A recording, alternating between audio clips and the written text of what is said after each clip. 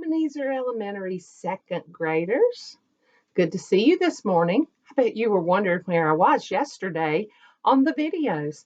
Miss Hodge and Miss Reinhardt did a video, but I wasn't there. And the reason for that is because it was important that I go over this lesson with you today, because in your work today, you're going to need this information. Do you remember at the beginning of the school year when we were trying to get to know each other? And I remember we did this activity where it was kind of like a bingo game, and you had to go around and you had 2 minutes to find your friends that could answer the question the way that you needed for it to be answered. And one of the questions was like, what's your favorite sport? What is your favorite color? What do you like to eat? And those questions required you to quickly tell the answer so you could move on. Now, when you answered those questions, did you answer those in complete sentences? No, you didn't. Just short answers so you could move on. But sometimes, and especially when you're getting older and answering more questions and more difficult questions, you have to answer with a complete sentence. What is a complete sentence? You're like, I'm sure, Miss Potter, we know what a complete sentence is, but let's go over it just to make sure. What is a complete sentence? A complete sentence is a written expression of a complete thought or idea. So, a complete sentence is not just a word, it's not just a phrase, but it's a complete sentence with a capital letter at the beginning and a period at the end that tells a whole idea or thought. So I have some examples up here, and we're going to decide, and actually we already have, if it is a complete sentence or if it is just a phrase. If someone said, where do you live? And if you replied by saying, I live in Rock Hill, that would be a complete sentence.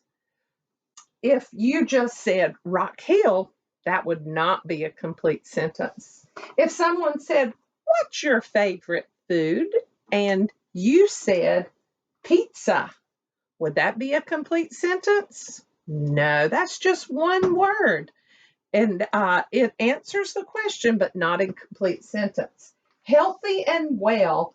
If I ask you how your family was doing and you said healthy and well, that's not a complete sentence. But if you said my family is healthy and well, that would be a complete sentence. If I said, what's your favorite sport? And you replied by saying my favorite sport is football, would that be a complete sentence? Yes, it would, because it begins with a capital letter and ends with the period, and it gives the answer to the question that was asked. If I said, what do you think about second grade?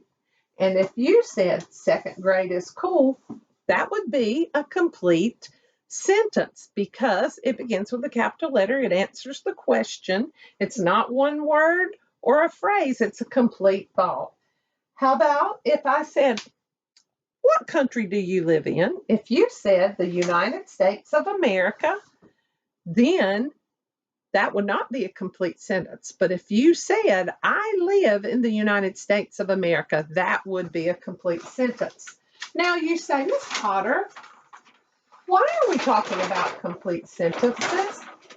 And the reason that we are talking about complete sentences is Miss Hodge, Miss Reinhardt, and I have noticed that in some of your work, you're not writing your answers in complete sentences. If this were the beginning of the year and we wanted to know the answers to the questions and you just wrote one word or a short phrase, it would be okay. But this is the end of second grade and you're getting prepared for third grade. So no longer can you answer questions in one word or short phrases.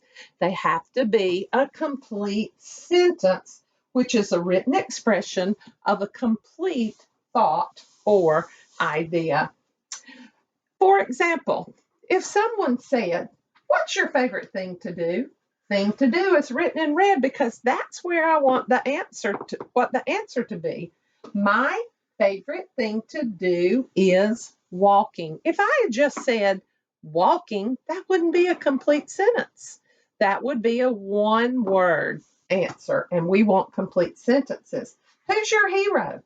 If I just said, my dad, that would not be a complete sentence. I would have to say, my hero is my dad. I answered the question in a complete sentence. What's your favorite book to read? I could have just said Charlotte's Web. Remember, I read that? It was so fun. But I said my favorite book to read is Charlotte's Web. What I'm doing in these questions is restating the question in my answer. So today, you're going to be answering questions about the article that you read yesterday on the water cycle wonder. You read about Sarah and an experience that she had with her grandfather that helped her to learn about the water cycle. So today, your assignment is to answer the questions. Now, up here in the corner, it says key ideas and details, water cycle wonder, directions, cite evidence from the text, and write the answers in complete sentences. Remember what a complete sentence is.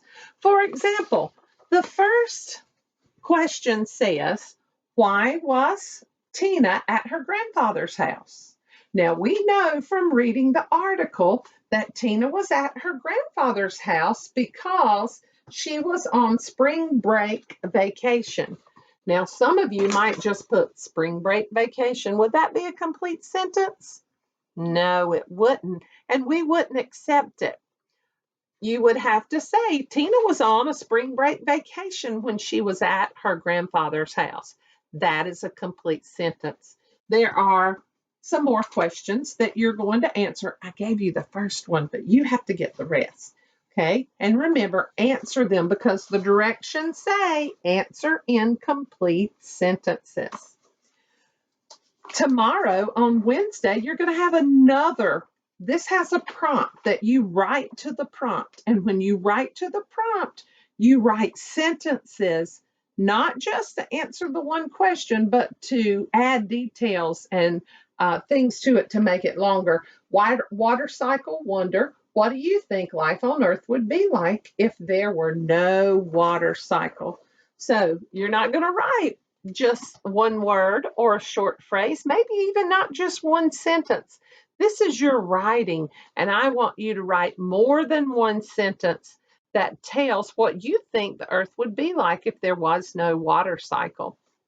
So, as I said, Miss Reinhardt and Miss Hodge and I have noticed that some of you are maybe being a little lazy and answering the questions in one word or short phrases, but we can't let you do that anymore. You are preparing to go into third grade, and it's our job as second grade teachers to prepare you for that. So we're not going to let you write short answers or phrases or one word to answer the question. We're going to make sure that you write complete sentences. And remember, a complete sentence is a written expression of a complete thought or idea. I've given you several examples of how you would answer a question in a complete answer. And we want to see those in your work. So today, you're going to do and it's in your assignments, you're going to do the key ideas and details and answering complete sentences. And then tomorrow, you're going to write to the prompt in complete sentences about what you think the Earth would be like without the water cycle. Not only in these two things, but for the rest of the time, and as you prepare to go into third grade, make sure that you answer the questions in complete sentence. That's so important. And when you get to third grade, we want to make sure that you're ready for third grade. And we want to make sure when they come to us and say, gosh, Miss Potter, Miss Reinhardt, Miss Hodge, your boys and girls really know how to answer questions in complete sentences. So thank you for being such good listeners today. And I do hope that we'll be able to see this in your work, not just today, but for the rest of the time that we have, and that it will carry over into third grade. Hope you guys have a great day, and we will see you tomorrow. Bye bye.